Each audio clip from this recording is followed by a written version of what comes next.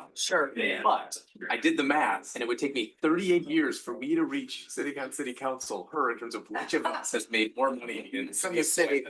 That's awesome. So 38 years. That was, that's one, you know.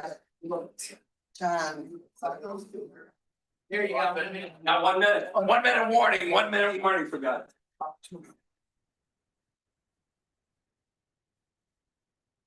The compromise works. The compromise works, Brian. Where's your printout? I like to keep mine off until it's go time. All right, let's go and do this work. I can do this work. I know.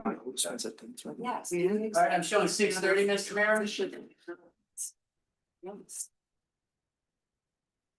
And here it is. Well, welcome, everybody.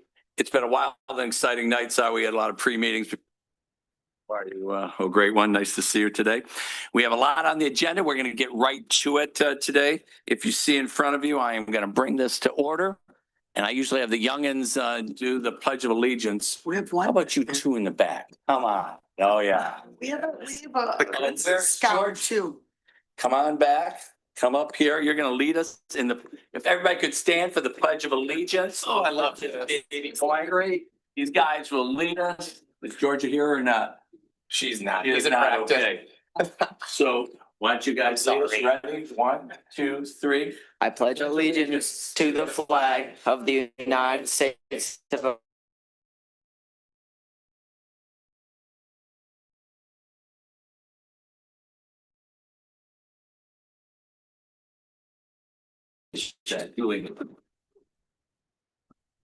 So now could we do the roll call, please, clerks? Carter, Here. Janetti, here, Krenz, Here. Morosky Brown, Here. Turnbull. Here, we have a full house, absolutely. So number 3, so I'm kind of, some of you are new to the chambers here. I'm your master of ceremonies. So if you didn't get the little agenda, it's right into the right there. We are at number 3, election results. And this is not a motion, but you're just going to tell us what the elections were before we get some swearing in here. So go right ahead, clerk. Correct. So the total number of ballots that were cast in the November 4th, 2025 election was 1,150. For the office of mayor, Brian Turnbull received 1,000 votes. And for the office of council member, John Carter received 975 votes, and Andrew Krenz received 912 votes. Great. Outstanding. You are not looking for a motion to go forward, just we accept what you said. Correct. Thank you very much. So great. We are through election results. We're going to go to number 4, if you're just coming in here, and the oath of office, installation of the mayor and council people. Let's,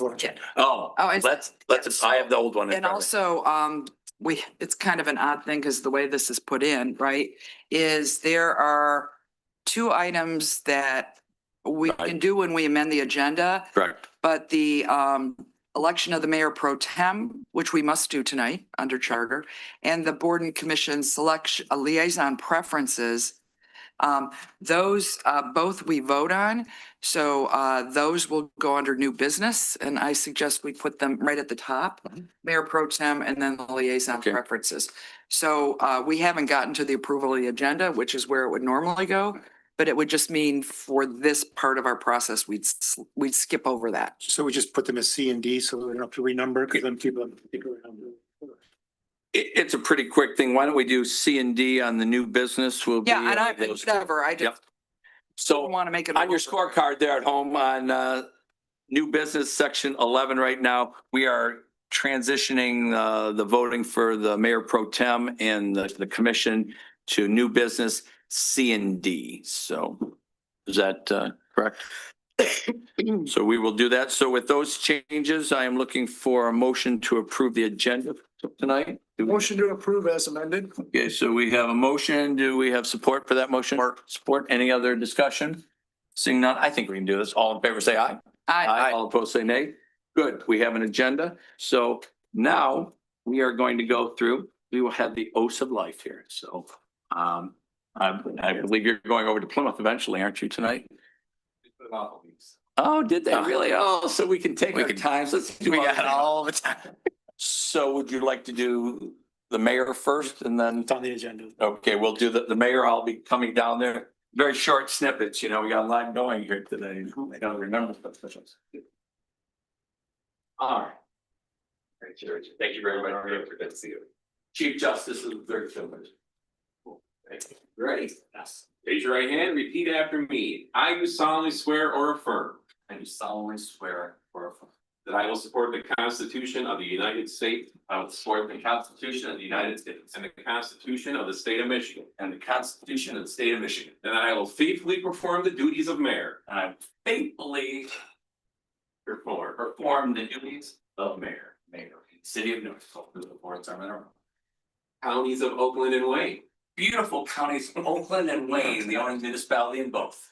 Correct. And the state of Michigan. And the state of Michigan. Also known as the Mid-State. Gentlemen, According to the best of my ability. according to the best of my ability. So Congratulations. help me God.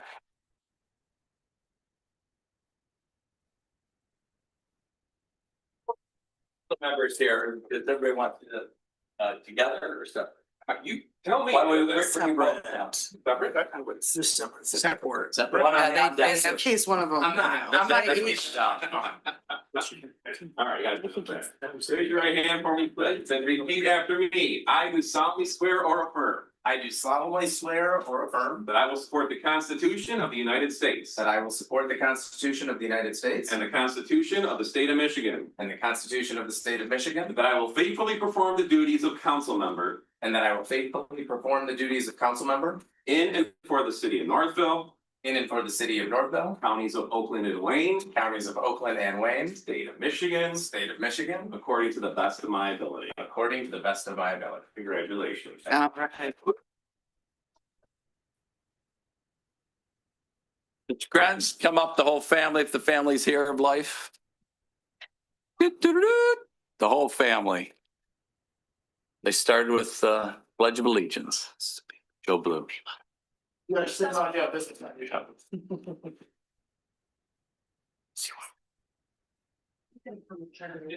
Yeah, you could, I mean, you couldn't have had at least one of the kids come up? All right, ready? Raise your right hand and repeat after me. I do solemnly swear or affirm I do solemnly swear or affirm that I will support the Constitution of the United States that I will support the Constitution of the United States and the Constitution of the State of Michigan, and the Constitution of the State of Michigan, and that I will faithfully perform the duties of council member and I will faithfully perform the duties of council member in and for the city of Northville, in and for the city of Northville, counties of Oakland and Wayne, counties of Oakland and Wayne, state of Michigan, state of Michigan, according to the best of my ability. according to the best of my abilities. Congratulations. Thank you.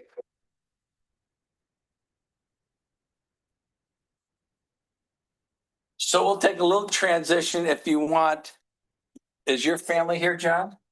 No, not today. So maybe a picture. The girls have practice, so she's out with them. Is it just my son here? Oh, yeah. It's okay. It's not my weird.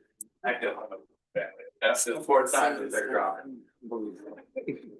Let's go. You got the flag behind us? Oh, here, let me. I'm like, That's a photo. I got it. Oh, yeah. Yeah. No. Thank you very much. And you don't have Did they anybody get that? here, John, right? Keep bringing it up, Brett. Oh, yeah. Why don't we have the whole new council down here? too? The whole new council. I'm sending this over to George. I'm standing up. Do you want to stand up here? We can be in the back. Oh. Well, no, this is. No, the why one don't we we come put on back? that. We transition to a new council every 2 years. This one just happens to be the same council, but because everybody got reelected. So why don't we have the whole council in here? Mayor Pro Tem For now. for now. Nice. Thank you very much. Thanks for your time. Now, we get to the business of life. So on the agenda, we put the voting later on, presentations. Let's see, we have a presentation of life. Fran, thank you, Bella. Come right up with you and your family, absolutely. So we're very fortunate to have a proclamation, and your parents bring them right up here too. Absolutely. So this is the mayoral proclamation tonight from the city of Northville. Srihan Sankepalle, thank you very much for all you do. You're gonna see everything he has done here. Whereas it is my great privilege on behalf of the city council and all Northvillians to honor you as a junior at Northville High School, who has been awarded the 2025 Gloria Barron Prize for Young Heroes. What a young hero. And whereas the Barron Prize annually honors 25 outstanding young leaders nationally, he's one of 25 people nationally who have significant positive impact on people, their communities around here in the Northville and the southeastern Michigan area, and our entire environment. And whereas he has developed a system to remove microplastics from water by breaking them down slowly using titanium dioxide and ultraviolet light from the sun. And whereas the work in this community we love, our hamlet in the hills, in Switzerland and Wayne County, has earned him respect. We truly appreciate he is an ambassador of this community, representing not only himself, but his family, his school, and all Northvillians. So now, therefore, be it resolved that as the mayor of the city of Northville, I, Brian P. Turnbull, concurrent with the governor of the state of Michigan, do hereby proclaim November 17th, 2025 in the city of Northville as your day. Given under my hand the 17th day of November, 2025, Brian P. Turnbull, the mayor. Congratulations.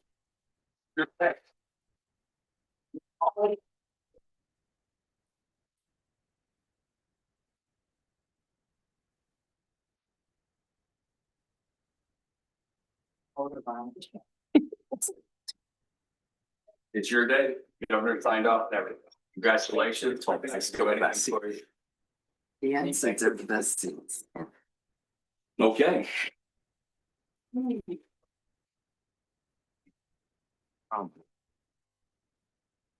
So now we have a presentation. This is really exciting. The audited financial statements as of June 2025. And who will be doing that audit? Come right up. You know, we spent quality time, and let us know as a group. Thank you. Thank you so much. Again, congratulations. Thank you. Thank you. Good evening, Mr. Mayor, members of City Council, management of the city. My name's Dan Merritt. I'm an audit principal with Raymond. We've been the financial statement auditor for the city of Northville for the last 2 years. Sandy, can you go to the next slide here real quick?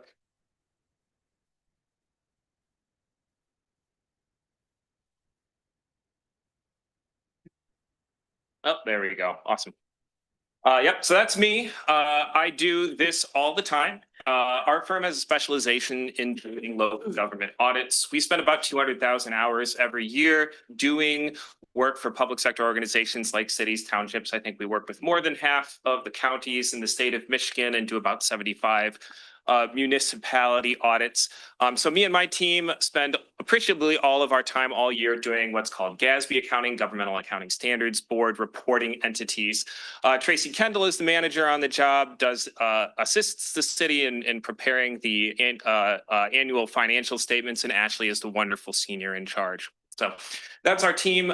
Move on here to give a brief overview of the audit opinion and key financial highlights. Now, City of Northville, like every other city in the state of Michigan, has to have an annual financial statement audit. That has been the case since, I believe, 1984 due to the Uniform Budget and Transparency Act of 1983. So each year you have to engage with an independent auditor and you have to complete your financial statement audit and submit it to the state of Michigan by December 31st. So since we're standing here with a final issued report, you've again beaten that mark by about a month and a half, and the city has done that on a regular basis for the next years. So if I tell you guys nothing else, tonight, the most important thing that I'm here to communicate is that you've received an unmodified opinion on your financial statements. That means we as the independent auditor think that these financial statements can be relied on and are good for making all appropriate decisions. That unmodified opinion is what the state of Michigan requires of you. And in the audit business, we call that the clean opinion. Second, if you get a clean opinion, that's great. If you get a clean opinion with no findings or material audit adjustments, that's maybe, let's call it a squeaky clean, a Mr. Clean opinion. But the city has had clean audits and very few audit findings for the last number of years. We've had no audit findings since coming on board as the city's auditor. And that speaks to the level of experience that the city has in its finance department in preparing for and doing a good job monitoring compliance. I'll talk more about that in a little bit. As we get through the slides here, I'll talk about some of the key financial highlights: property tax revenue increasing, good investment income. Everyone's seeing good investment returns right now. The city, like any other public body, can only be in rather low risk investments for the public's money, safeguarding the public trust. But even then, you're still doing well this year with interest rates hovering between 4 and 5% on a lot of financial instruments.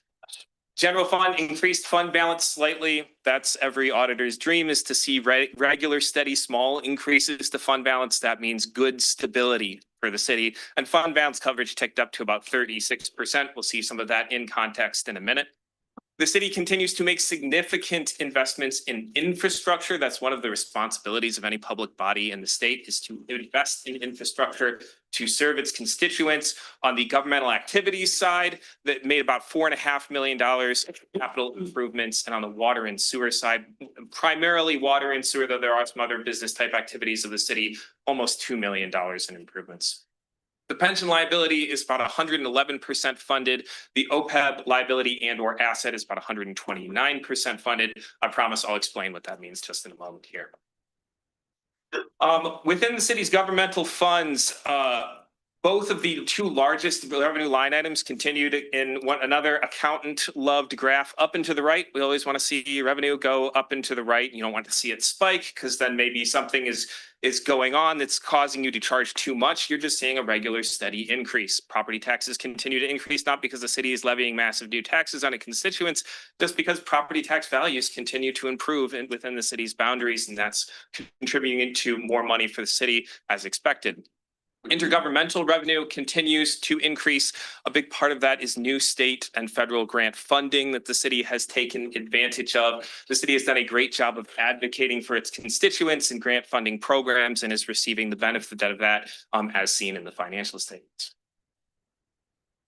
Some other major revenue line items: contributions and charges for services. Both of these lines you see perhaps increasing more rapidly than your sort of regular revenue line items. A lot of this is due to the Northville Downs projects, whereby they have to pay for permitting. They make certain contributions as required by contract to the city to make improvements so that the infrastructure of the city keeps up with the residential improvements going on within the limits.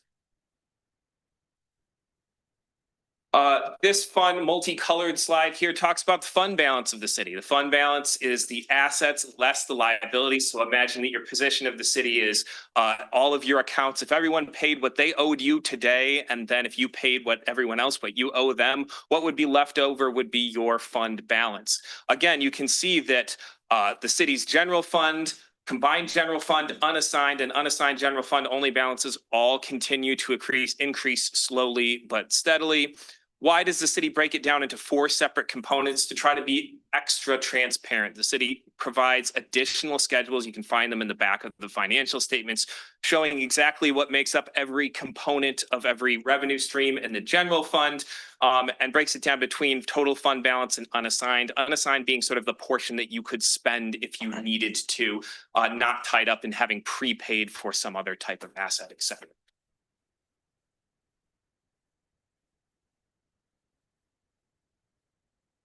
Moving into the city's business type activities, we talked about revenue for the governmental funds. Now we'll talk about revenue for business type activities.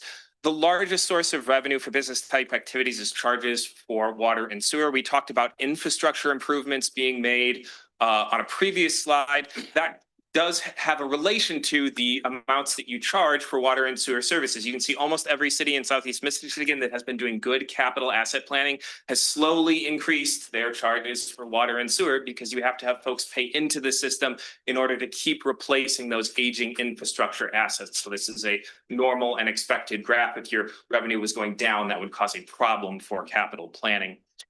You can also see that the city's other enterprise activities like refuse and recycling and the Housing Commission, which the Housing Commission didn't suddenly start in 2023. You just started to report it as an enterprise activity in between 23 and 24 when the cities came on with us and we adjusted some financial reporting things. So again, nothing of concern here, just continuing to invest in the city's infrastructure. I promised earlier that I would talk more about the city's pension liability and OPEB liability and or asset. Pension is, of course, the promise that you make to employees of the city that they'll eventually be able to retire and receive fixed payments throughout the rest of their lives after retiring from the city and in payment for their service. This is maybe the first time that an accountant is going to tell you that a negative number is a good number. You see at the very end a negative amount for a net pension liability or asset. That's basically, you have two numbers that are involved in your pension liability or asset. You have your total pension liability. That's the actuary's guess of how much it's going to cost to pay retirees. And then you have your net position, and that's how much money you have set aside to pay for those future benefits. If the net pension liability is less than the amount of assets that you have set aside, you have a net pension asset. We call it a negative number in most reporting because almost all organizations in Michigan have had a liability on the books for this number. And up until last year, the city had a liability. This is the first time the city has had an asset. This is good. It means that retirees can feel very comfortable that the city is funding the promise, so to speak, and that there will be money to pay their benefits when they retire or as they continue to be in their retirement. On the next slide, similar type of presentation just on the post-employment health, right? You make a promise to pay pension benefits. You also make a promise to pay retiree health benefits. And the city has now had a net OPEB, other post-employment benefits asset for the last, I think it might be 4 years, but at the very least 3 years, and is getting to the point where the city no longer has to make active contributions to the fund if it wants to keep that pot of money funded. This is very good. This is the point that we as auditors are hoping that lots of Michigan municipalities are going to eventually get to on their plans, where the plan is basically self-sustaining. Now, don't take my word for it. Take the actuary's word for it. You know, our requirement is to audit the plan. The actuary's job is to help you make sure that it stays funded. So they are the expert in this particular area. But again, this is very good from the perspective of funding the process, funding the promise, and also making sure that the city doesn't have to spend a lot of its general fund resources to continue to fund post-employment retiree and health benefits. Couple more required board communications. These are things that would appear in the audit letter. You've got two documents in front of you. One of them is the audited financial statements. The other one is our letter to us. And we're required to tell you about a couple of things in that letter that we write to you. First, we have to assess all accounting estimates. That might be like, how long is a depreciable asset going to be in service? Might be, what is your dollar value that you put on paid leave time bank amounts to employees? We assessed all of those and deemed them reasonable. The city does a great job at creating accounting estimates for the financial statements. Second, if your auditor ever tells you that there were difficulties encountered during the audit, that is a huge red flag. You should immediately go, what is going on here? As a board member of any not-for-profit, what have you. We, of course, had no difficulties dealing with management. Everything that we asked for was provided. All of our questions were answered.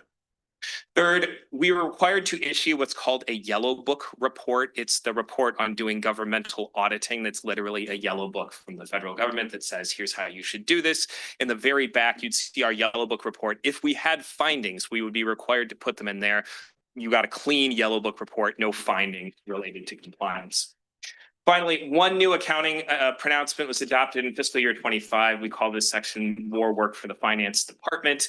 It meant that you had to slightly revisit your estimate of creating compensated absences, which is basically like, if you were to add up everyone's sick and vacation time, what would be the dollar value of that sick and vacation time? I'm happy to go into what changed in the standard, but just know that the city does a really good job of doing its own implementations of new standard on the technical aspect of reporting. Requires very little assistance from us, which is unusual.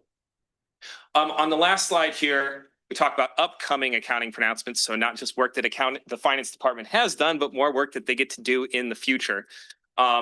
Next year, there will be a new accounting pronouncement regarding the financial reporting model. So if before bed, you happen to crack open the financial statements, read them as you're trying to fall asleep, you might notice that some of the sections will change. Particularly the presentation of the business type activity, income statement, and the management's discussion and analysis sections will change a little bit. We'll be happy to walk you through that next year as anyone might wish on council. But just to know, it's going to reshuffle some areas of the report. It's not going to be a substantial change. Also, there'll be a standard on disclosure of certain capital assets. The city is already reporting everything, every category that would be required under GASB 104. So it's not going to change anything for your report under the new accounting standard. This is a good time to mention that the city has a lot of experience in its finance department, probably far more than most other cities of a comparable size, just from a staffing perspective. That makes our jobs really easy. That means you have clean audit reports. It means that the city looks really good from a financial reporting perspective and keeps very careful track of its money. So I just want to give, a particular emphasis to the accounting department and thank them for their hard work. I think it takes us about 350 hours to do the audit. I usually estimate that it takes them about 2 to 3 times as much time to prepare for it, get ready for it, and work with us during the audits. We really appreciate their hard work. So I think that brings me to the end of my prepared remarks, but I'm more than happy to answer any questions that anyone may have.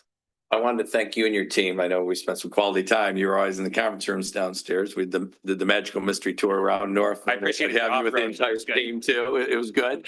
And I thank the whole accounting team and the finance team, which Sandy does an outstanding job, growing those money trees back there for the city of Norfolk. We appreciate that. And just working together, we try to be ready. They try to be ready, and you can see that, compared to others. Sandy and her team have done just an outstanding job. Any day it's like that, but she readies for you to come in too. But thank you and your team. We had a good time when you were in there, and thank you. We wholeheartedly concur, Brian, and we look forward to being partners with the city for many years. Great, super. Others from council. Yes. I'll go quick. The love fest is going to continue for a moment, but I don't think most people in this town realize how lucky we are to have Sandy and the rest of the team. Yes. It's incredible where we're at as a community, and there's a lot of hard work that's gone into that. So Sandy, George, everyone else who's been involved, it's appreciated. Outside of that, the general fund being at 36% is maintaining above that 30% target. That's going to open up opportunities down the road. We've discussed partnerships in recent weeks. I think a lot of that is in play as we keep our financial house in order. On the OPEB pension side, I have to say it, 120%. We got to get there so it's fully funded. We are so close, and that will have a significant impact on the cash flow for this community. That's not just something that this body did. There's been several councils that have come together to make that commitment over the last, in numerous years. And I think it's really going to have a long-term impact for this community. So thank you to those that came before us that started us down this path, and everyone up here for maintaining that direction. And then no findings and audit adjustments. Can't complain about that. Absolutely. Just as context to your remarks, Council, the state of Michigan considers pension funded if it's at 60% funded. So the fact that you're approaching, that's the floor. I'm going to repeat 120% again. Don't. And we've come a long way. When Barbara and I started in 2019, it was about 64%, and all the work of the team and, before us and getting there, we've doubled that so we can spend more money on initiatives versus on interest in the whole bit. Yeah, So. in fact, and really we've carried on for many years what was started by a council that preceded us when the mayor and I came by. And it's a significant commitment to take that chunk of money, which is a lot because you're giving up something by making this commitment. But I think our being in the position we're in, you don't know what happened with markets and everything else. So being in a position, 120% is great, but we've got a cushion now. So it's really going to help the city going forward. And so it's just pretty. Your comments are wise. You're protected from volatility. You say, why isn't 100% just the funding target? Why would it be like 120%? It's because the market's going to go up, it's going to go down. You want to be protected enough from those downswings to be able to continue fully funded. Yeah. Others on. Just to thank you, Sandy, and make sure your team knows we appreciate it. Indeed. Thank you. Absolutely. A couple things for me. Again, Sandy makes this easy. Like brilliance is taking the complicated and making it look easy. And that's what she does flawlessly. So thank you. And then thank you for that. So Dan, I'll just build on some of the other comments here. So we're standing on the shoulders of years of people that came before us, and we've been planning and tightening our belt. Nancy right here in the front row has been a very big part of that over time. And they've put us in a position to go do some really great things that you're starting to see. And it's our number one obligation to put whoever here in the future have set them up for continued success. So thank you to Nancy. We're going to keep it going and set up the next generation. One question on the grant funding and intergovernmental funding slide, where that jumped up, it almost doubled over the last couple of years, I think from 1.6 to 3.1. Is that right? 3.5. More back here. More than double. So what it was more than doubled. What's your forecast on the ability of that funding to remain available over time? Well, if you're asking me how I feel about federal government funding at this In point. totality. Let's not talk about it. I sit here as a local guy, I just, where it's come. Mhm. But federal is a part of that. Yeah, well, yeah, it's a that mix of, transient? I would say that every year the environment is different. So I organized my thoughts into a couple of bullet points here. First, the city has done a particularly admirable job of advocating. I think I mentioned that earlier in the presentation, but advocating for itself in particular placemaking grants with the state, grants through Wayne County. A significant piece of what you see in that funding this year is money received through Wayne County's ARPA allocation that then flowed to the city to do work on parks, et cetera. And city has been recipient of a number of other smaller state and federal grants. As part of that, there's going to be a little bit more auditing expected next year because you're going to be over the federal single audit threshold. I'll be back here explaining exactly what a single audit is next year. It's very exciting, very fun. Using words like uniform guidance. But for this year and the past couple of years, again, I mean, the city has just done a great job advocating for itself. I think you're going to have to continue if you want to see funding levels continue at that level, because I am just not seeing a lot of grants being made at the federal level. They're either being maintained in longstanding programs or the budgets are being cut somewhat as the federal administration realigns their current priorities. So I would say that while that is a great number, it is probably a number that's going to level off and or come down. So one, I just want your professional opinion on that. So somebody could look at that and say, are we funding, we'll call core operations with transient influx? And your opinion is absolutely not. No, and in fact, so governmental accounting almost prevents you from doing this because you're required to account for grants either in their own fund or in their own grant code within the ledger. And so you align the expenditures to match the revenue. And generally speaking, you know, management is very careful. I know Sandy and her team are very careful about not putting existing programs into those grants unless it's to free up monies from somewhere else for something down the road. You're not aligning one-time funding with long-term priorities. And I want that to be very, very clear. We are not doing that. So you're not doing that on a ledger. You're not doing that on a ledger accounting level. I have not seen it happen on a budgeting level. I believe the substantial increase went primarily to capital projects for the parks, and that's something you do once. And then just last one on your opinion is, do you see any like emerging risks or opportunities from where we sit and macro trends you might see that you can? Oh boy, share with now us? we're diving deep here. I mean, I personally think that the biggest risk right now is one you're sort of addressing, which is I think the market's a little, I'm bearish on the market. Just personally, I'm not an investment advisor. I'm not a certified financial. You had a good day. Yeah, right. So I think that investing in the pension and OPEB liabilities is wise to protect them from the downside of what I'm concerned about could be a rough year if the jobs reports continue to sort of show weakness. On the other side of things, you've already brought up the other point that I usually make to council, which is that I think that federal funding, if you had a lot of programs that were being run by federal funding, and that's not generally the case for the city primarily does sort of one-offs with federal grant projects and has property taxes and state aid to buoy its finances for regularly scheduled operations. But if you were more reliant on federal grants, I would say that's an area of concern too. So those are sort of the two areas that I point to as being raised. Thank you. No, and thank you for everything. It's Yep. Yeah, fantastic. and just the last, yeah, and there have been not so much municipalities, but school districts that have been caught because they put that into programmatic funding and then, I mean, it's really caused chaos. So none of that here. But one thing, so I do, you know, what we don't have on here is 2020 on the chart. But this is just phenomenal, this 1.7. If we go a little bit nostalgic, but if we go back to 2020, and Nancy Darga is sitting here, who helped write many of these grants, we were told, don't bother. Don't bother, we never get a grant. And so our philosophy changed significantly with nudging. You can't, if you don't apply, you certainly aren't going to get it.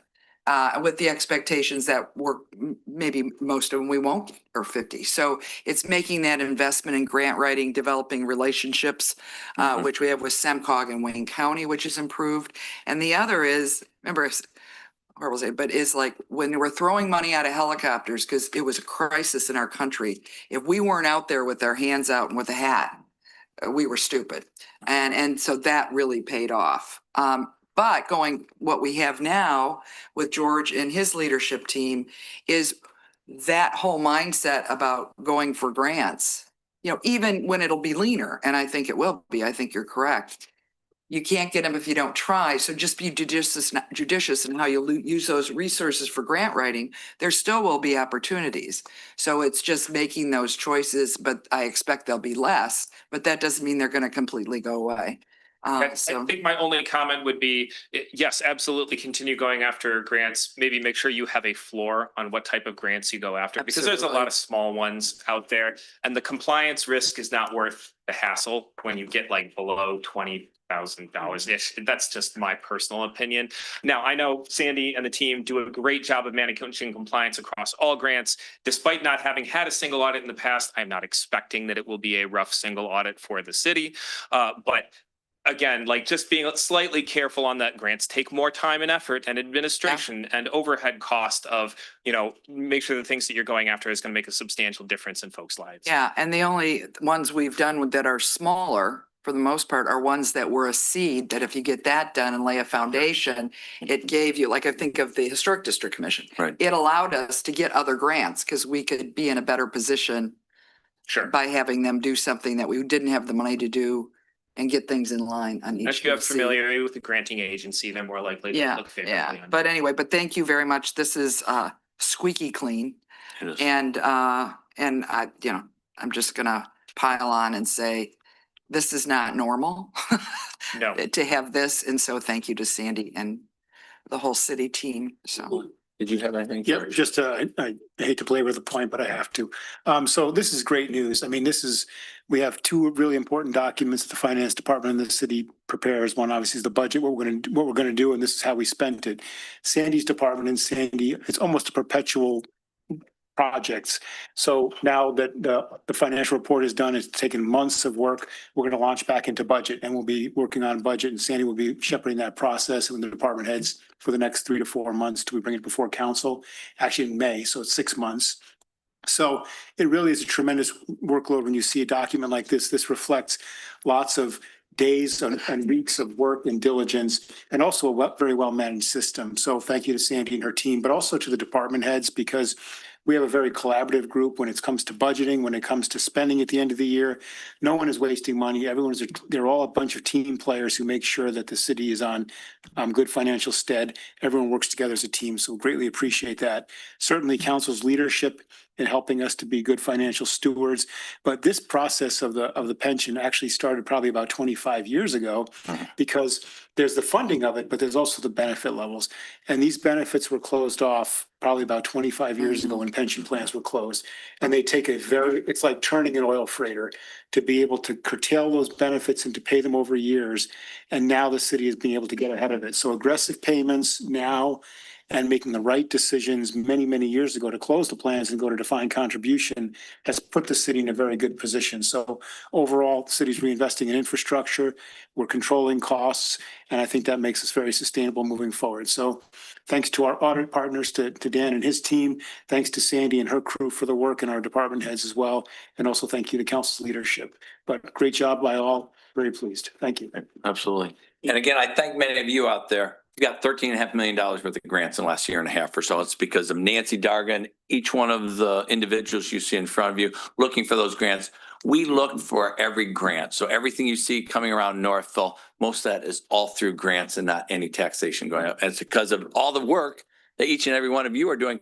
And you're writing the grants. We don't have grant writers. We get the most intelligent people that we know on that activity going, and they come in here and write them. So I thank each and every one of the council people, because you've kind of been the spearheads for a lot of different ones. So thank you for that. So you're going to have a little bit of work in the future, because we have all those coming to fruition right now. Thank goodness we have them. So with that, any comments from those in council chambers here tonight on that? Seeing none. I'm closing that off right now. Oh, why'd you say those online? Any questions or comments? Thank you, Ms. Mayor. Anyone that's watching online, if you'd like to make a public comment, the instructions are at the top of the agenda. Just call into the toll-free number, and you will be in the comment line, and we will take your comment. Great. There's a lot more than that in there that we can't see. Yeah, we've got about 25 viewers watching. Okay, great. They have their Vino at home just watching us, this HGTV. Let's go. I am going once, going twice. I don't see any hands raised. Do you see any there? Not at this time. Okay, we are closing off public comment on that. Again, thank you for all you've done. We'll keep you busy next year when you're looking at all those grants that we're spending right now. Let's go to number 7. If you're following there at the scorecard, public comment. Everything that's other than what's on the agenda, and there's 2 areas for public comment on the agenda that'll open up. The proposed ordinance for snow emergencies. I know it's not a thrilling one, but we will have that. If you want to talk about that, I will open that up at that point. Also, the consideration of appeal of sidewalk waiver denial on Taft Road. So if you're here for those, we will get to those. If you're here to talk about anything else, this would be the time for public comment. Do we have anybody public comment? Come right up. All right. Good evening, Lenore Lewandowski, 119 Randolph Street. So I would just like to provide some information to both City Council, those in chambers, and those online. When I was looking at the city newsletter, that went out yesterday, I noticed that among all the many meetings that was listed, Planning Commission was not in that city newsletter. This is a real concern for me, because their primary agenda item is the interpretation of the approved site plan regarding carriage home basements in the Downs. Their discussion could result in a formal amendment to the development agreement. So I really believe the community needs to know about this opportunity for input. So again, that meeting is tomorrow at 6:30. And so I urge the community to check the Diligent platform, because the information is there. It's just not listed in the city newsletter. Absolutely. Thank you. Thank you. Justin, why don't we make sure that's out there? Was that an error, I take it? Oh, I got you. But you will be there tomorrow. Okay, so we will make sure we put an announcement out tomorrow if we can too. I did not catch that. Thank you very much. Anybody else here today? And it is an important one. Going once, going twice. I'm closing off public comment for things not on the agenda. Anybody that's online? You have no callers online at this time? No hand raisers at this point. So I'm closing that off. Written communications, did you receive any today? Yes, it looks like there were 5 in your Right. packet. So I had 5. Sometimes we get them right to about 4 o'clock or so. So everybody got the 5. My anticipation is everybody reads everything before they get to this meeting. Sometimes you see us running in because we're reading all those, but so we understand what's going on. We have 2 minutes for public comment here. If you want to go more war and peace and tell us everything, put it in writing. We will read everything you put out there. So no, we are here to look at that. Sometimes we've had 20, 30, 50, 60 on big nights. So we will read those. If you want more than 2 minutes, write it all down and we will have that. And it's in the public record. Anybody can see that too. It'll be posted. So it'll be there. Good. So with that, I'm closing off public comment. We're going to number 8, consideration of approving the consent agenda. You all have that in front of you. If you got that, I don't see any major, is there anything deleted or changes from this? I did speak to the clerk, on the minutes.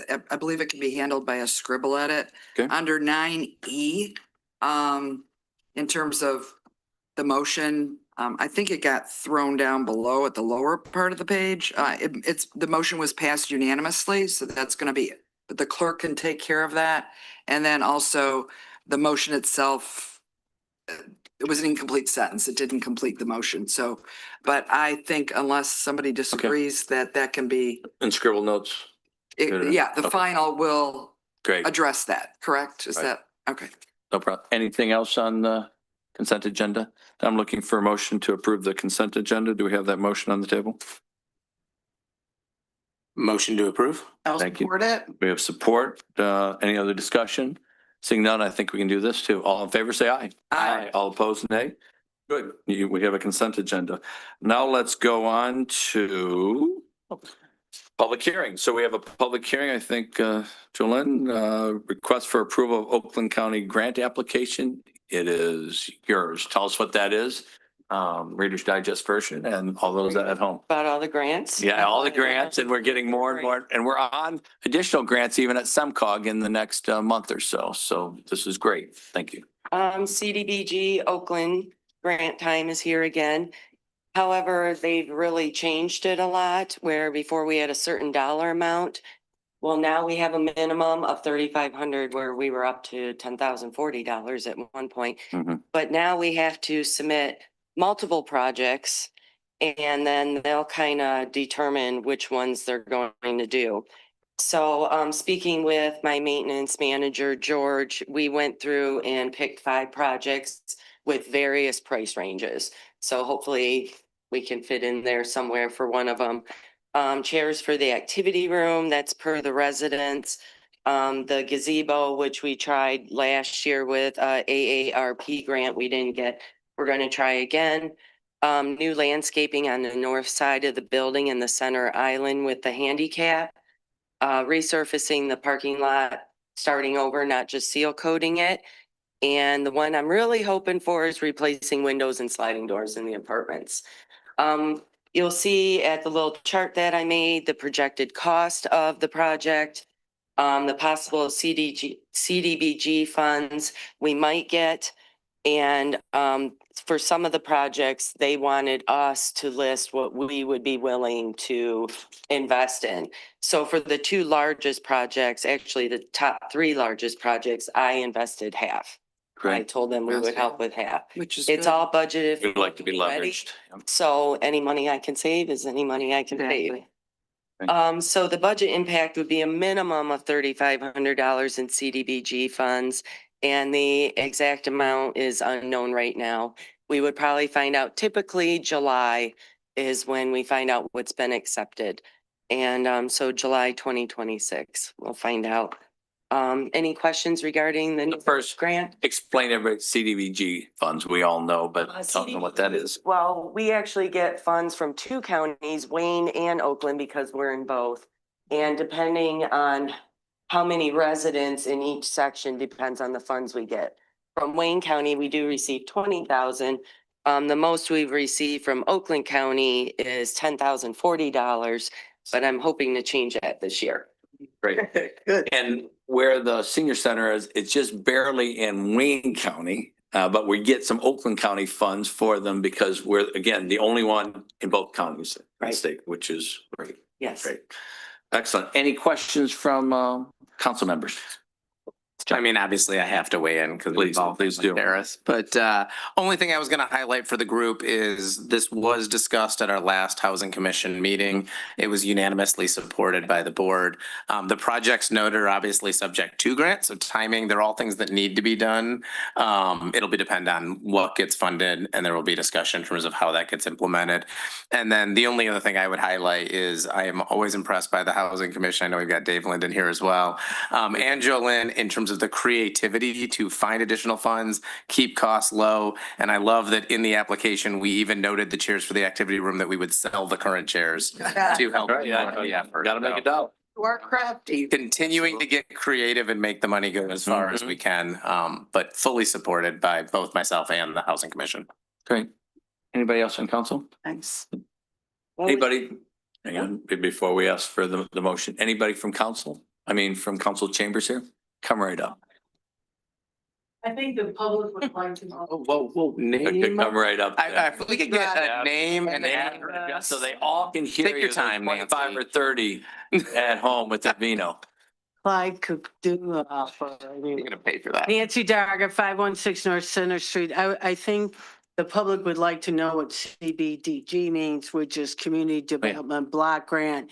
And it's only for improvement of housing for underserved citizens. So that would be seniors or low income. I think we're the only thing that's qualified for those block grants within the Northville area. Right. So, and I would like to know, does the township give us their portion in Wayne County still? They used to when I was on the board. But anyways, I'm glad to hear that those funds are still around because they were endangered more than once. Thank you very much. Thank you. Thank you. Anybody else from council chambers? Going once, going twice.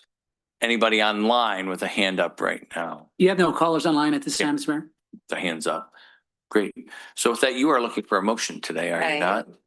And the motion is in our package. I am looking for a council member to go forward with that motion. I move that the Northville City Council adopt a resolution attachment A authorizing the use of prior year 2026 Oakland County Community Development Block Grant funds as proposed. So we have a motion. Do we have support for the motion? I'll support. So we have support.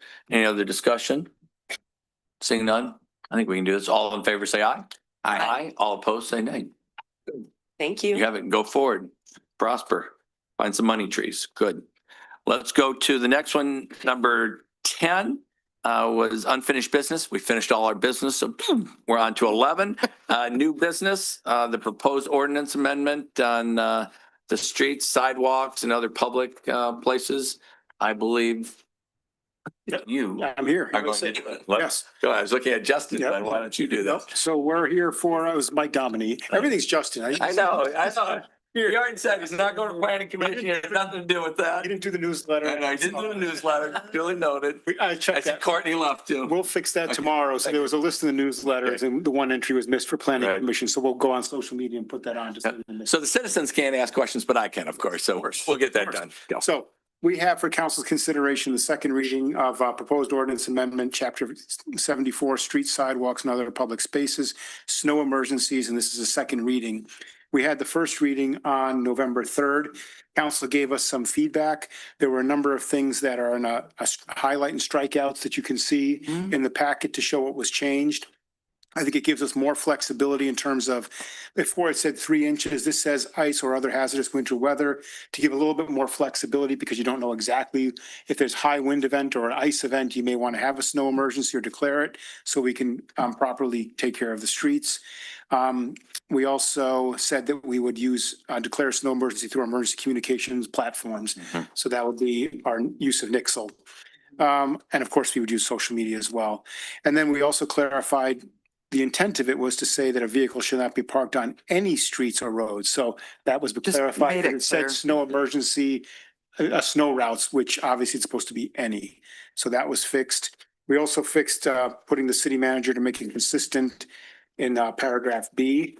And then we had, I think that was all the changes. So Good. And we went through that. We updated we had input on the last meeting. This is the second one. And you're looking for a motion to go looking forward. for council's motion to move forward.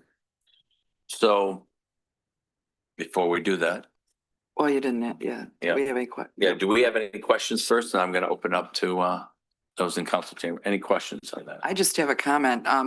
They seem like small things for 74-190 and 191.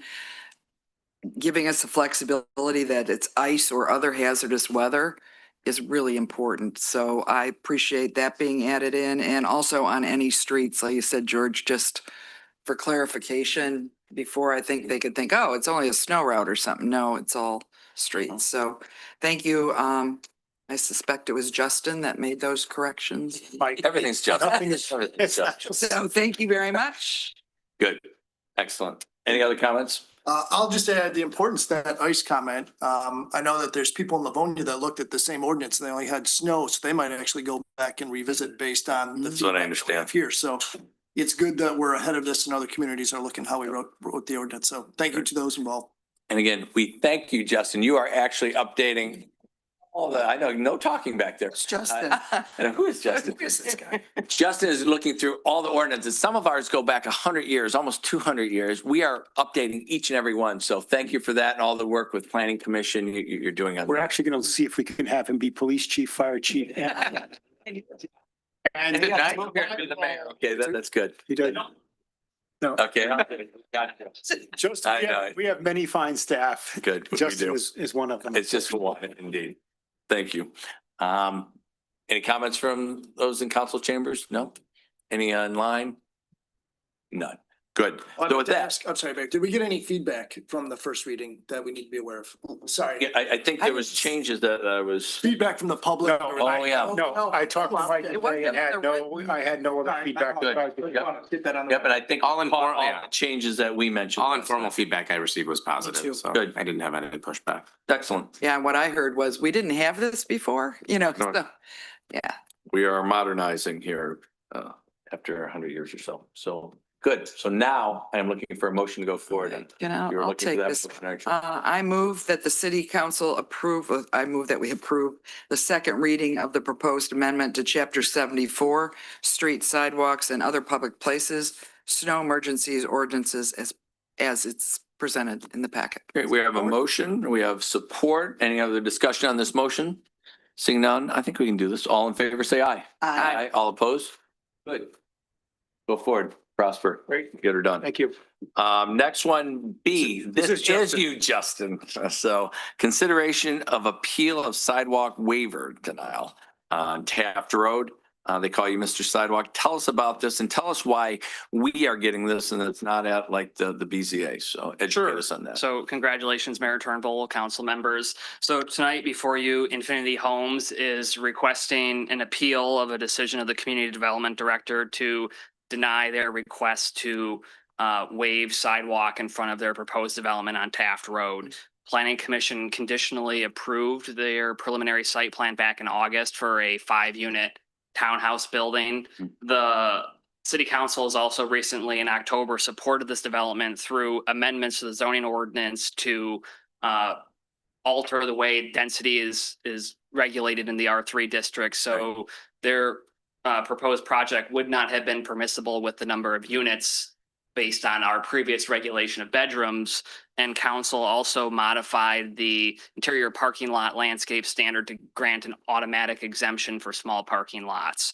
So you've helped that project just recently. This is before you tonight because the sidewalk requirement is a policy. It's not an ordinance, and that was adopted back in 1997 and reaffirmed in the early 2000s. And so the policy that was adopted by council states that any appeals would come before council. So that's why it's here instead of the Board of Zoning Appeals or the Planning Commission.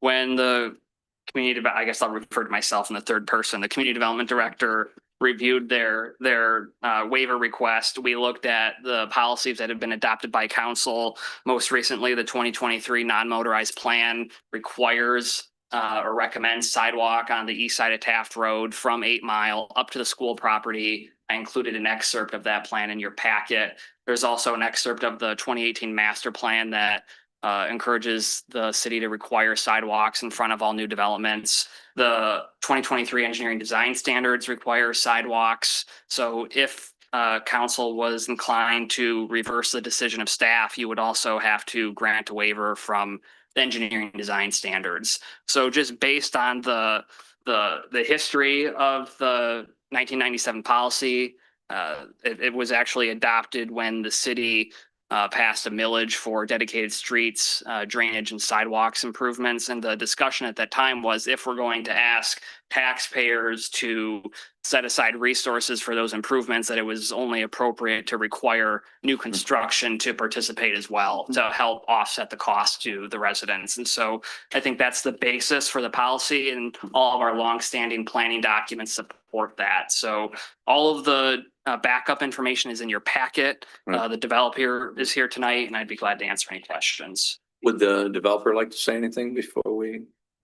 I think if you'd like to hear from them, they'd be happy. Any to- opinions? I would like. I would like to. Yep, absolutely. Either one of you, come right up to the microphone, your full name and address, because all these people are listening at home like on TV. Sure. Thank you. Good evening, everyone. My name's Reno Suave. I'm with Infinity Homes and Company, 42400 Grand River, Novi 48375. Here with me tonight is Fadi Khalil with Angle Design. He's our civil engineer on the project. If I may, I got a package for you guys. I think can I present this to the board or the city council? Just, Our team actually did thank you. and just pass that and go back to the mic so everybody can hear you. To me. No, we'll get it. Thanks. We can handle this. So our team put together just kind of a slideshow. We took some actual photos of the project. And thank you to Justin's department and you all for passing the ordinance. We did recognize that there was somewhat of a flaw in the ordinance going back to the bedroom size, and it was limiting the amount of units we could put on such a parcel in itself.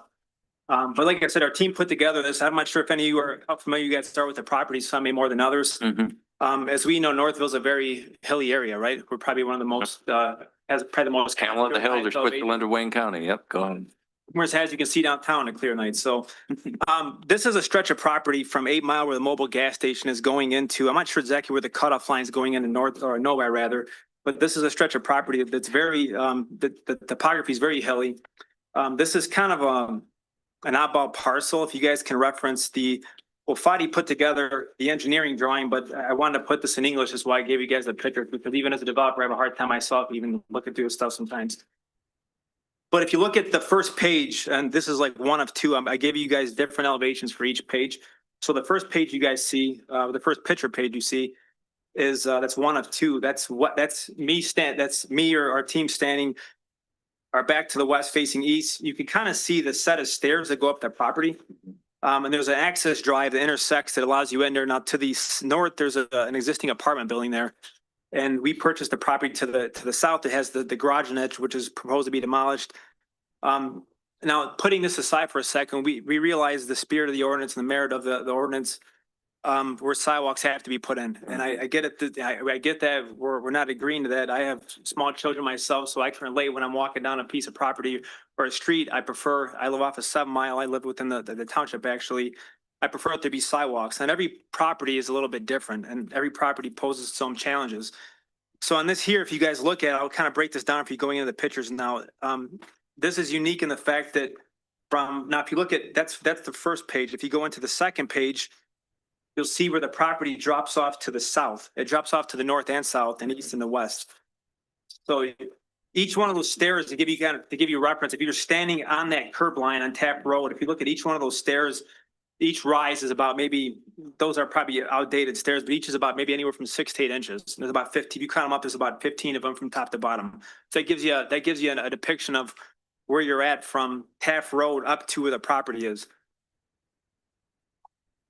Now, the next slide is kind of the most important one, on the third one. Now, this is, if you're standing on the access drive going into the project, you're looking southward. Obviously, you have Taft Road. You have like the little real estate sign that has no sign in front of it, actually.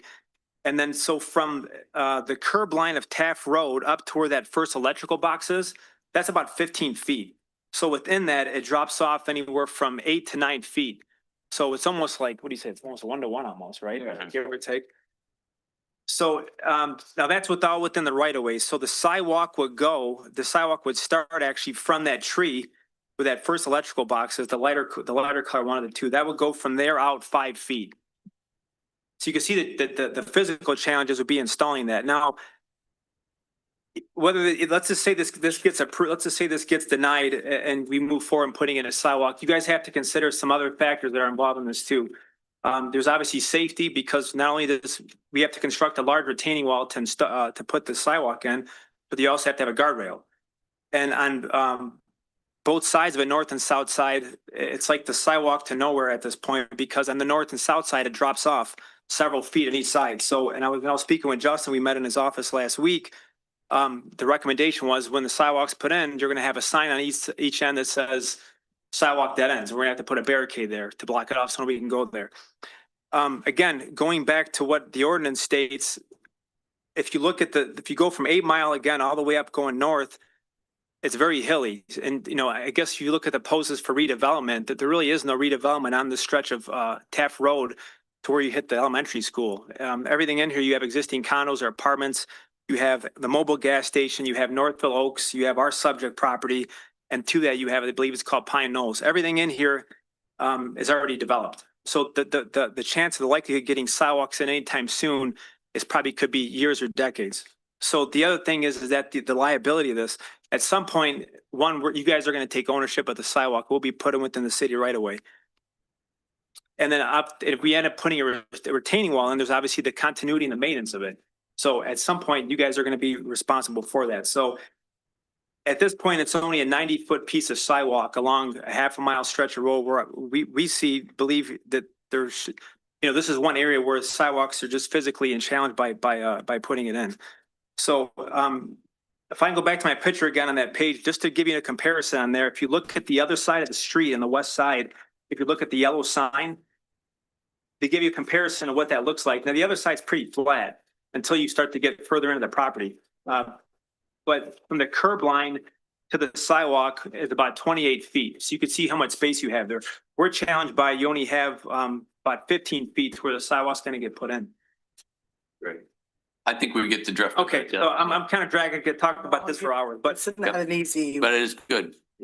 so again, I get the ordinance, I get it, but at this point, this is a challenged piece of property. I guess it merits a waiver, you know, based on some of the physical challenges we presented here. Hopefully, you guys see it the same way. So, Okay. Justin, why don't you guys can sit right there for a second. So let me start. I know that area very well. I went there this weekend too. You got the sidewalk on one side, and then you go up to Cook School. There's no sidewalks, and the topography is unbelievable. We have an ordinance that says, you know, when you build something, there's sidewalks. So I'm torn back and forth on that. I get it with Justin too. Every piece of property in the city of Norfolk will have sidewalks, period. You know, we have to look at it. We'll do it so it doesn't come back here every time in the future. But this is a very unique piece. One, you mentioned the topography. You mentioned it goes up to the school. The school doesn't have to do sidewalks too, and the school does not have sidewalks in front of Cook. This is one that was in 97 or before built back there. We didn't have sidewalks. So I'm torn back and forth. Of course, I think for a walkable city, you have sidewalks on the other side.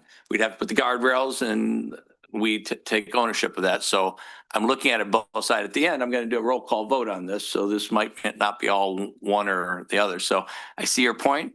I walked your point. I walked up those stairs. I remember when that house was booming, you know, back when in the 60s. I got it. So appreciate what you brought to our attention. It is some difficulties. And if you did it, you'd have to raise prices, and your condos or your townhomes would be a little bit more. I got it. It's doable. We have to decide here today, and we won't do this for everyone going forward for the rest of our life. So we'll put an ordinance out there too. Correct, Justin? Correct. And I think something that you could consider is that, you know, is it physically impossible to construct? No. I mean, there are opportunities to build a retaining wall, and, you know, does waiving the installation of the sidewalk, you know, outweigh the benefit of having a functional, improved pedestrian connection in the future? I think as properties redevelop, and there's actually triggers in the zoning ordinance for properties as they don't have to fully redevelop, but as they make improvements, if something's not conforming, they have to come into compliance. And so I think there would be opportunities in the future to have better connection. Got you. Thank you. Questions for Justin? Justin, when I'm applying BZA thinking here, so when I look at the minimum variance necessary, why would the sidewalk have to be at that position, let's say near the top of the hill versus maybe closer to the road on the flatter area? So our engineering design standards talk about placing sidewalk 1 foot inside the public right of way. That can be shifted. If we wanted to move it, we certainly could look at that. We could actually, in some properties, we move the sidewalk onto a private portion of the property and taken an easement. So I think the location of the sidewalk is probably a bit flexible. But that's the requirement. So in terms of just hypothetically here, so these pictures are great. Thank you very much. So I think building along the top of the hill is the most engineering intensive that we would ask the applicant and have burden. So why wouldn't we look at something with like a 3 or 4 foot buffer from Taft that's more in the flat area? Is there We some- could certainly look at that. Again, when this came to preliminary site plan at the planning commission, they didn't even show the sidewalk because I think their intention was to seek a waiver. And the planning commission, because they don't have any jurisdiction over granting a waiver, they conditionally approve the site plan that the applicant seek a waiver. So if the waiver is granted, when they go back for final, it needs to be designed in some way, whether it's 1 foot inside the right of way or shifted. So I just Yes, ask, could council, I'm just trying to talk through, could council make a motion that does not grant the waiver, but asks staff to work with the developer to find a way of implementing the sidewalk that's more cost effective and easier to implement? Or is that too broad? You know what I mean? And maybe ask the city attorney that question. Could they? I think you could potentially grant a waiver from the engineering standards manual that talks about the sidewalk being 1 foot inside the right of way to give us some flexibility of where it goes inside the right of way, or even allow us to seek the opportunity to get an easement to have it on private property. Would that be easier if we went in that direction? There's No, no that was- retaining wall needed. Is there a really wide right of way in that easement there? Like why is it pushing so far up that hill? Is there something unique about that? The right of way is wide through there. I don't know the exact dimensions of it, but it is a wider right of way. I think it's 30 feet from the So middle of the road. where as I'm just walking this through here, so I'm gonna go back to my experience on the 320 North Center condos and the 711 North Center condos. The ordinance there is clear that it's a safety measure that we want to push those sidewalks off of Center Street. So if anybody's ever had a child or a kid ride a bike that falls into the street, you better hope there's not a car there. So we pushed hard on them. They went through final site plan. We were obstinate and said, even though the connecting sidewalk isn't there on 320, you will do it because eventually everything else is going to catch up. He had built outside of his site plan and we forced him to put that back in, knowing that eventually we were going to build that sidewalk with the green space and the barrier. And that's absolutely the right thing to do. So I think where I'm at is I do think you have a connection between 8 Mile and the elementary school. It is pretty well trafficked. I've seen walking all the time there, kids. I have no interest in compelling them to build on a hill to within the engineering manual if it doesn't make sense. So what I would like to do is have them take a look at, or with engineering, take a look at, and maybe it has to come back to us. And I don't want to compel more and more action for you to come back. I'm just trying to minimize the impact on you. Where I have no interest in this retaining wall because of what the engineering manual says. I want to see how close can you get it to a reasonable distance, because you also have a bike lane that you have traffic, bike lane, curb, grass. So I think if you can find a way on that flat area that you can plant that sidewalk with minimal impact to the developer, because the goal here is to help them getting the attainable housing, which is why we went through the other ordinance revisions to help them. I want to help them get there, but I also want to follow along with the sidewalk, because long-term, that's the right answer, especially as you go north towards Cook.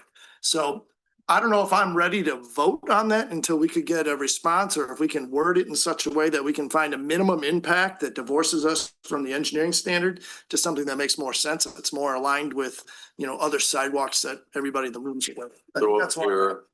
I was just going to say, could we defer this to the building official to work with the developer? I mean, and within the engineering you know what I mean? So that the building official can be out there and work with staff and engineering staff. I don't know. I know you want to. But George, do we need to actually grant a waiver so that the building official isn't going to come back and say, well, here's the standards, and it'll go back to the exact same spot?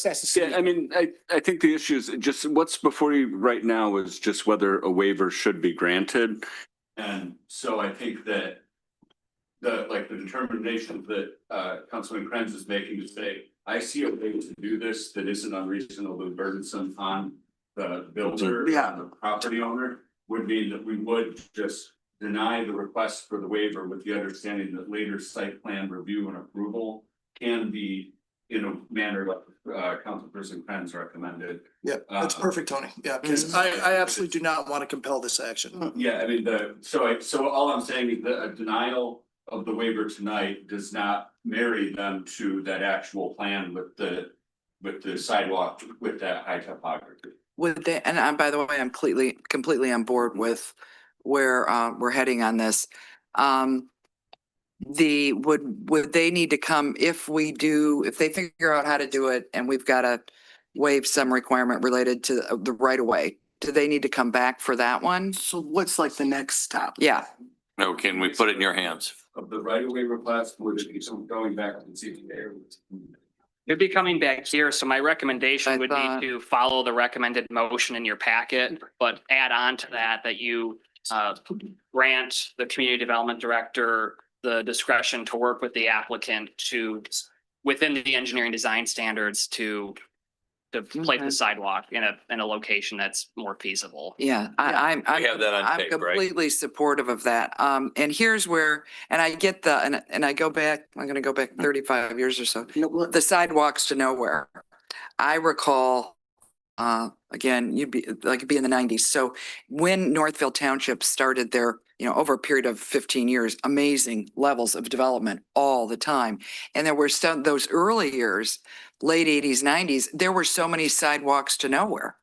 Because as that development escalated, and it might have sat there for 8 years, but it was waiting for a change in that, an improvement to the site. And so it's really an important investment to make, and they don't, I'm sure in some cases it still was a sidewalk to nowhere, but in most cases it just takes time because that's what you're doing, planning for that future.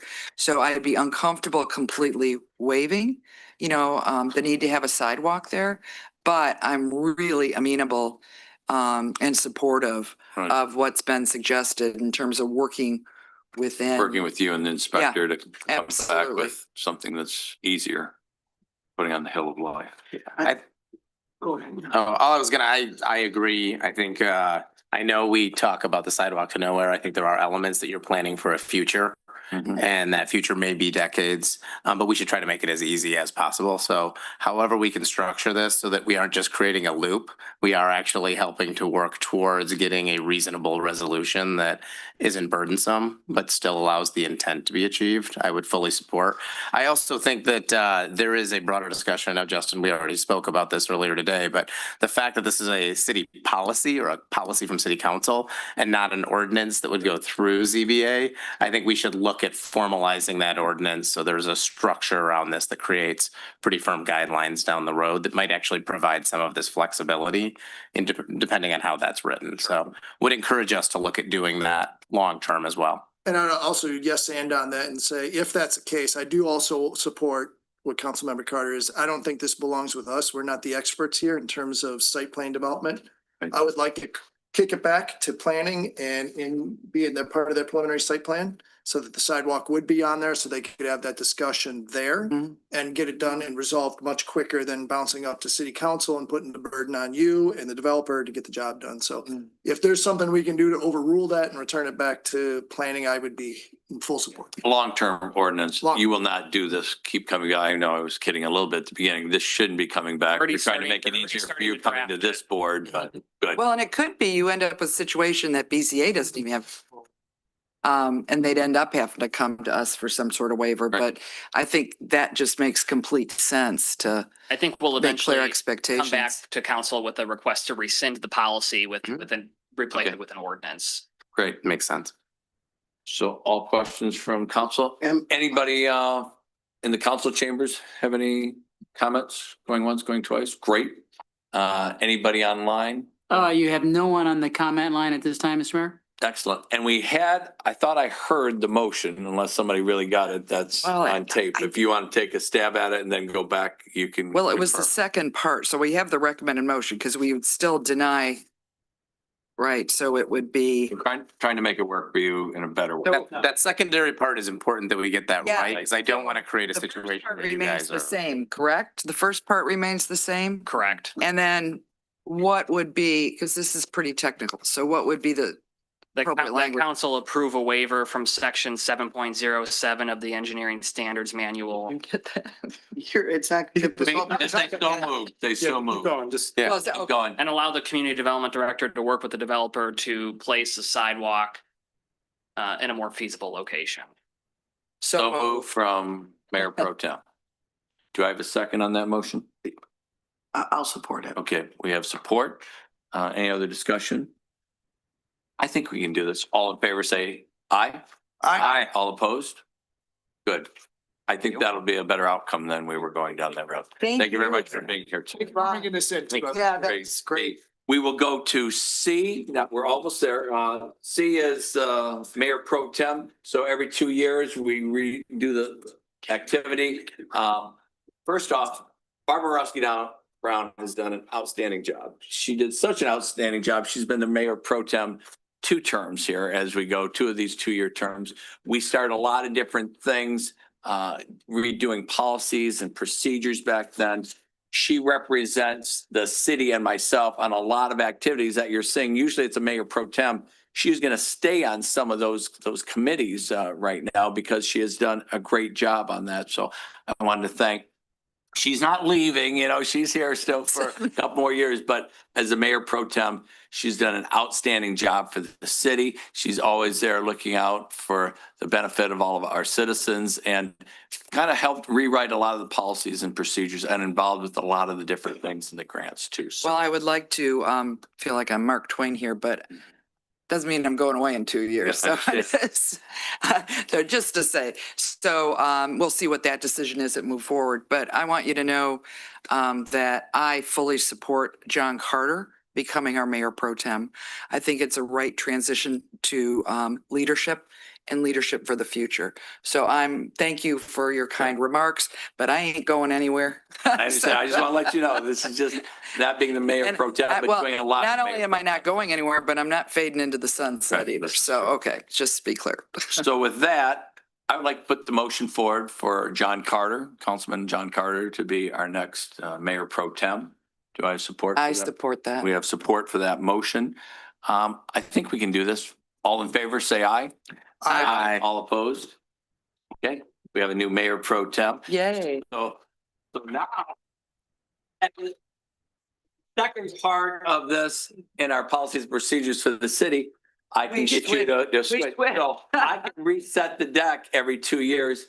You guys have been. Although you're dealing with- So why don't you stay right there on this side? Historically, we have done this for 198 years. It's the mayor's prerogative. The city manager is on his Wait a right minute. What's? and the Mayor Pro Tem is on his Yeah, left. that's all those. So from I that like standpoint, the NC. thank you. staff. So they got the ladies on the end a whole bit, so you're comfortable. and But you've I done a let very me nice get job. my stuff back together. Okay, so that is that. All right. So now the next one, and this is the last thing for the night, the board and commissions. Thank you.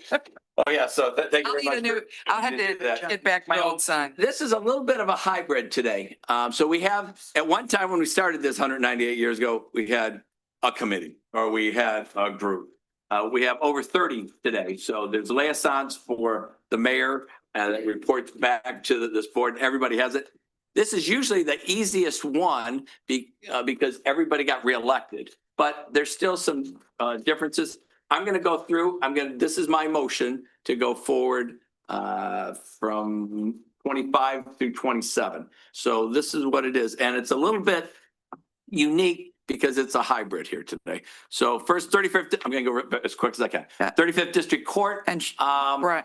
I'm sorry, just one question Yes. For a matter of procedure is when you go through these, Yes. if there's things that are missing or it's Let me different. go through it all. And then if we'll you have go any- back. any Okay. Discussion All of right. that, Just I'll go through it all okay. because I'm going to take a really big breath and we'll get. All there. right. So 35th District Court, usually it's a Mayor Pro Tem. Barbara Rusk Brown has done a great job on that, representing me. I've been the chair of 35th District Court when I'm not there. I'd like to keep Barbara Rusk Brown. That is my choice. Beautification, it was Laura Janetti and myself. It's just Laura Janetti now. Board of Review. We've never had somebody on the Board of Review. I'm usually at their meetings. I would like Barbara Morosky Brown to be there maybe at their first meeting and their last. You know, that is the taxation Well, group. we'll talk about So that. we'll talk about Yes, that. I've been there. I might put that over there. Board of Zoning Appeals, Andrew Krenz stays that. Brownfield redevelopment, John Carter and Barbara Morosky Brown will be on there. Continuing, Building Authority, George Lahanis, Chamber of Commerce, Board of Directors. That would be just Laura Janetti. It was myself and Laura. Just Laura, you're doing a fabulous job. Thank you very much. I appreciate it. Board and Commission Selection. This is my hybrid. No, Board and Commission Selection Committee. Oh yeah, I'm on the wrong one. Where all my bill. Board and Selection. I had all these scribbled notes here. That is a very important one. Barbara and I redid this so it's not a position for life. People come in for each and every one of those boards. One quarter, we had 48 people for 7 or 8 positions. It's really important. And we've looked at policies and procedures. And Barbara has worked through 3 clerks doing this. I am asking Barbara to transition to John, but giving her until the second meeting in June. Maybe it's before or after that. I'm going to put that in the motion. They might have it all figured out before then. There's a lot going on. We're in the transition of new appointments right now. So I'm asking that she stay on that and transition to John. We've done this once before with Econ, somebody that left Sam, and we transitioned mid-year too. So precedence has been set. We will look at that, but take a look between you two when it works and when it doesn't. You're a quick learner, so go from there. Let's see here. I'm going down the Personnel Committee. That stays the same. Andrew and John, you're on that. Middle Rouge Restoration stays the same. Barbara and John. Sustainability, Laura Janetti, thank you very much. You have that now. Conference of Western Wayne, where I've been the chair. That has been something in the past that the Mayor Pro Tem, John Carter, I want to get him involved with that. So the Conference of Western Wayne, they have been outstanding in support. That's 18 communities outside Detroit, and we've gotten different grants and support from them. Construction of Board of Appeals, George, Downtown Citizen District Council, Laura Janetti and Andrew Stay, DDA Development Board of Directors. I'm on the board. We pick all the people on the board. This is another transition one on the DDA exec board. Again, we're in the midst of a lot of things happening right now. Again, looking for the second meeting in June, 7 months from now, if you're all ready to take that over. We have a lot going on that we haven't had before. We've had a lot going on, but I'm looking at that as a transition by the middle of next year. When you tell me you're ready and the two of you have worked through that, you'll come back and do that. I'm looking at the second meeting in June. Economic Development, Andrew. Elections Committee is now Laura Janetti. Now it's Andrew, because we can't have somebody that's being elected on the next one. Historic District Committee, Barbara stays. Laura's alternate. Housing Board of Appeals, that's George. Housing Commission, John Carter stays. Laura Janetti is an alternate. The Liquor License Association is Andrew and John will continue that.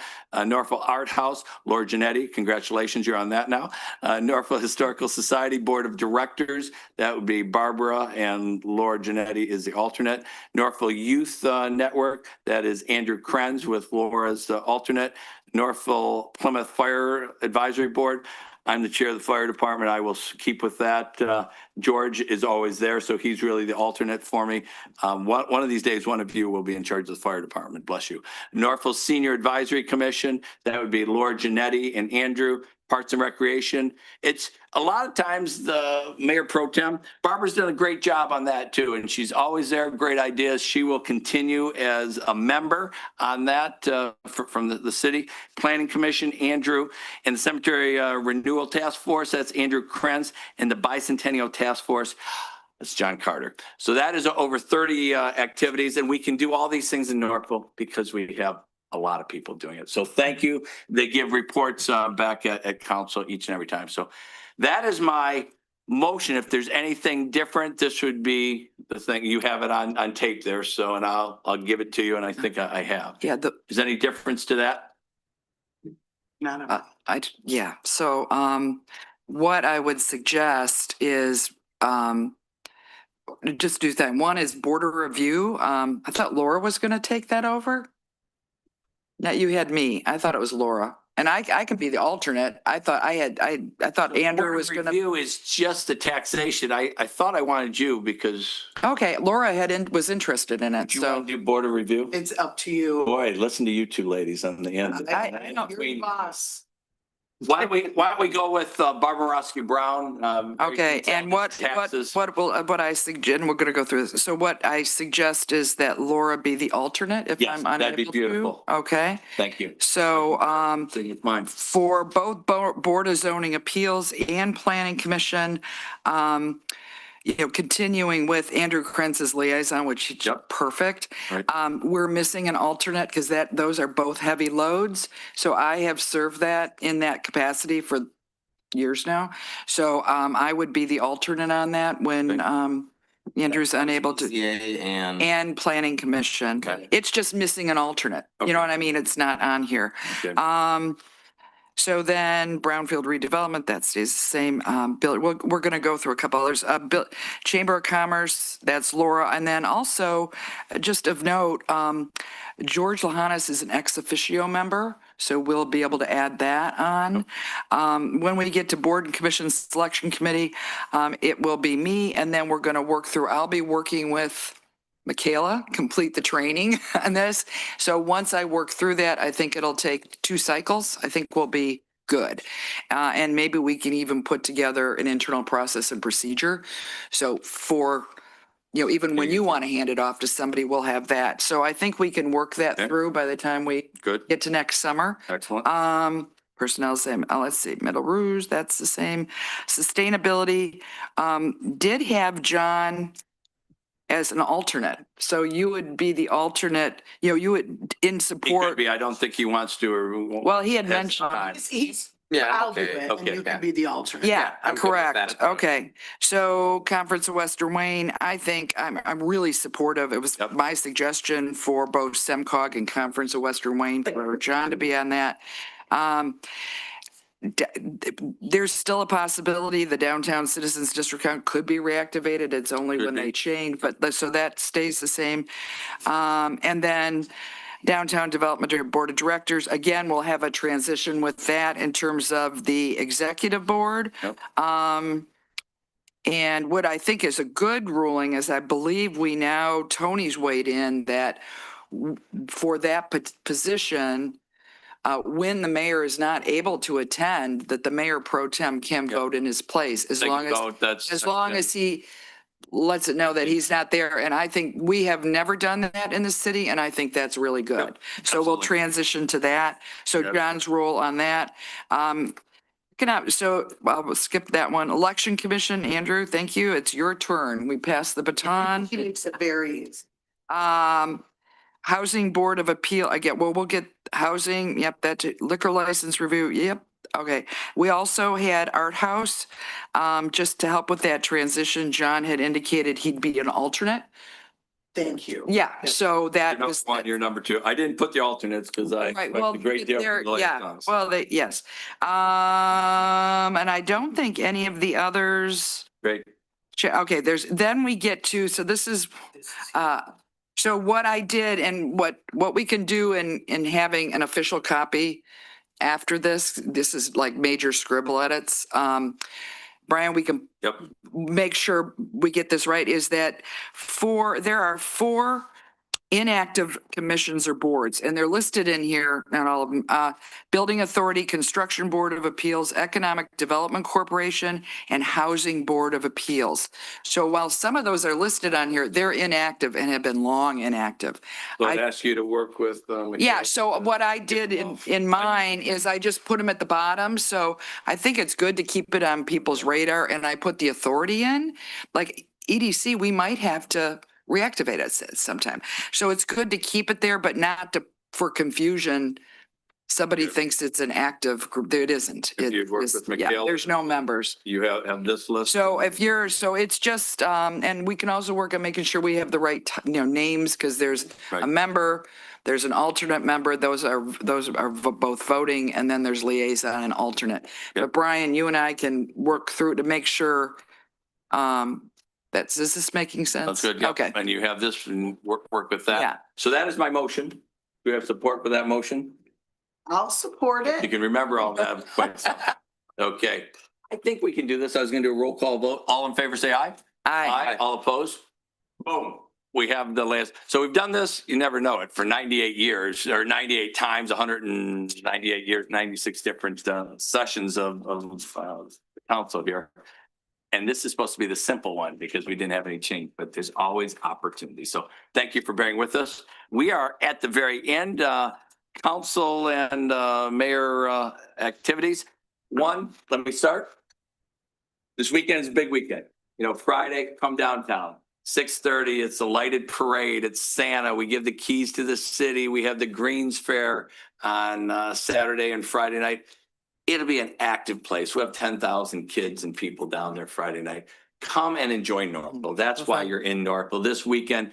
And if you notice, the DDA and the chamber are working together on these events. It is so refreshing. We, the city, the DDA, the chamber, even the historic area, we're working together for one brand, one Northville. So I thank you all. We've had some different meetings and now we're all meeting together. So that's all I have. Thank you for all you do. Thanks for everybody on those committees that we're getting all those grants for. You're doing all the heavy lifting out there. That's what I have. Council members, anything to I Uh, just want to congratulate the Brian, John, and Andrew. Thank you. Congratulations. We're- Thank you very much. Mhm. I'll say the same thing. Congratulations. I look forward to working with you two and the five of us over the next several years, and George And George. as well. Also, congratulations to John. Well earned. And this city's in good hands with you and That'll your be spot. great. That's well deserved, and we're gonna do well.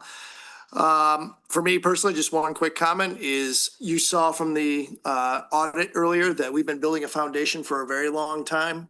I think we're turning the corner from what you're seeing out there to implementation time. And we have to make sure that we do it thoughtfully and also maintain our history. So I'm looking forward to being a part of that.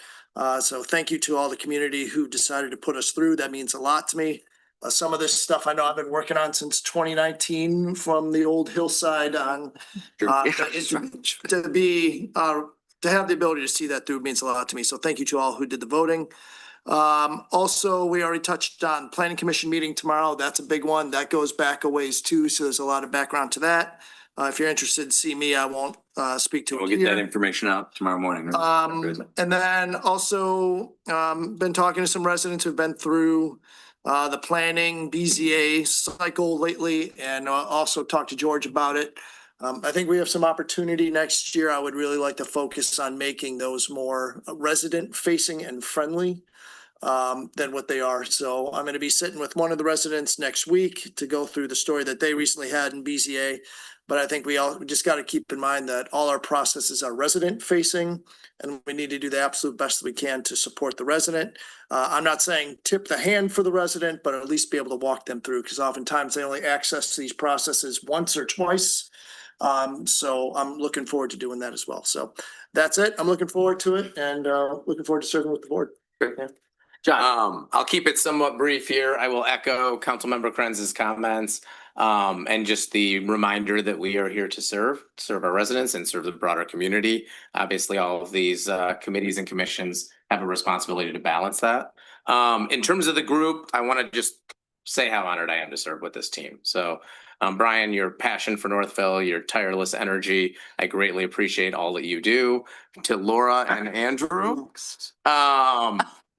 both of you, the voice of reason quite often, plus all of the hard work you put in. Andrew, I do recognize that by at least 2 months, you are still the senior member in our class, City Council. Yep. And then I just wanted to take a minute to recognize Barbara Morosky Brown.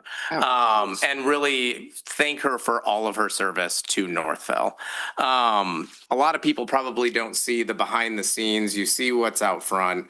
From back when I first got involved with EDC, when I first got involved on the Ford Field Task Force, to when I started serving on council, Barbara has been a friend, she has been a mentor, and she has done an incredible amount of work for this city, the community, our residents. Everyone is better because of all of that hard work. So Oh, thank you for everything you have done. Thank you, Barb. Well, may I say again, I ain't going anywhere. I am not. She's got 2 more years. She's got a lot of work to do. There's a lot of challenging times up here, and I think taking a moment every once in a while she'll appreciate. Well, I know sometime I'm Never not warranted. good trouble, but, yeah, well, thank you for that. And I really do look forward. I mean, you have to look at legacy and long-term and transitions. And so I actually have a lot of things I'd like to accomplish in the next 2 years.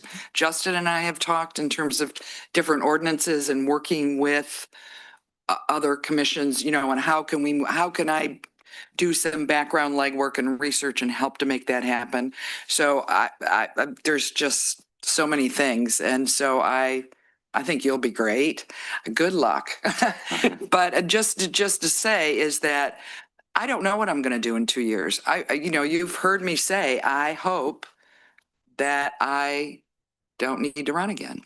And, you know, 8 years is good. And then just transition to other things, or I'll pick and choose. But I don't know. We'll have to see where it is. I do have all of my campaign literature and lawn signs. They are still there. So I ain't going anywhere. So just because it did sound like a really nice goodbye. And it's not going anywhere. She's going by as the mayor pro tem, but she's still working and being here as a council member for. Well, and yeah. For years to So come. anyway, just. Yep, absolutely. So what I know is a love fest. Okay. George. Yeah, so just want to congratulate Brian and Andrew and John on their reappointment to council. I greatly appreciate working for this council and look forward to continuing to work for this council. So appreciate the opportunity. And I also want to thank Michaela and the clerk's office and the staff running an election. Yeah, You know, absolutely. so we run an election, and even if it's a little bit of a quieter one because it wasn't contested and it's a local election, it still is a lot of work. Still a lot of Staff, same work. organizing the volunteers, people coming in, lots of steps to make that happen, and an extremely long day, grueling day for our staff. So thanks to Michaela for her leadership and for her staff as well.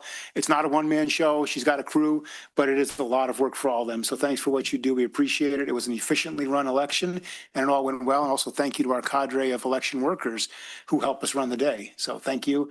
Thank you. You bet. So this is your 99th, I think, council group. So the next time will be our 100th. It'll be quite. Oh, wow. So we'll have a little plaque for the 100th group, I believe. So thank you very much. I'm looking for a motion for adjournment. I'm sure I'm going to get that. Well, one thing Yeah. is I just checked the weather. So we've had many nasty, lighted parade nights. The weather is at least now Must be looks okay. really great, upper 40s, warm. And it's Friday, Saturday, Sunday. I mean, there's green market, there's things going at downtown. Holiday festival. Right. That's And for so you. there All is for you. it's such a fun weekend. I love it. Yep. And so I hope everyone does too. Get out, And the enjoy it. weather's going to be good. Big weekend in Norfolk. You scouts, get out there. For God's sakes, yeah. Get everybody out there. Anything else? Motion for adjournment? So moved. Support. All in favor, say aye. Aye. Aye. All opposed? We're done. Thank you very much.